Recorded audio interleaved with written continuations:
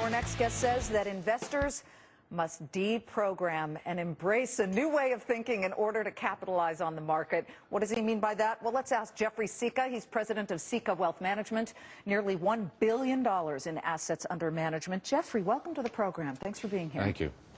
Blissful buy and hold theories were thrown out the window when we saw that over the past 10 years, guess what? Not only were you pretty much dead even with where you started, but in some cases a bit lower, like the S&P. So why are you saying you've got to throw out that belief? Because it doesn't work anymore? Well, right now, especially since most people who own mutual funds, blue chip mutual funds for 10 years, haven't seen positive returns. Right.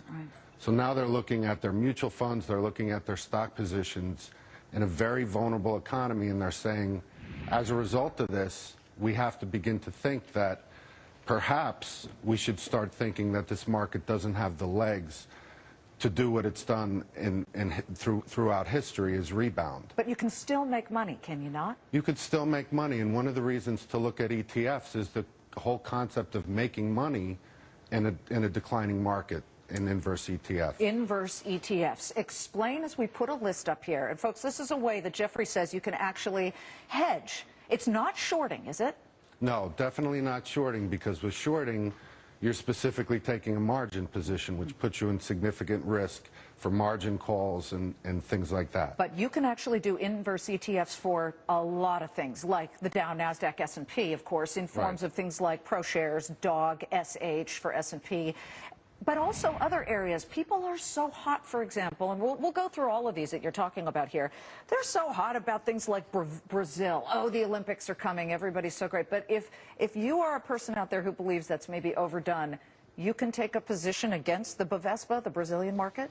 Yeah, you could look at the Bovespa, look at the Nikkei, look at a number of different markets that you sense vulnerability. And by sensing vulnerability in these markets, you could use the inverse ETFs to capitalize. Well, you just start standard exchange-traded funds. You could buy them through just about any broker, discount, or full-service broker.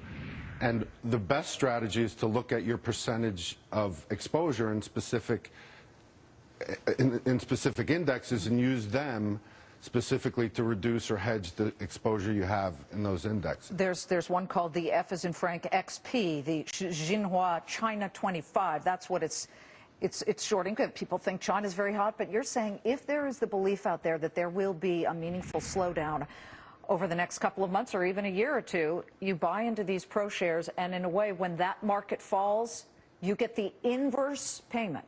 You get money when that market falls? Right, and there's also the concept of not only getting money when that market falls, but looking at the possibility of having exposure in that sector already and reducing the exposure by using an inverse ETF.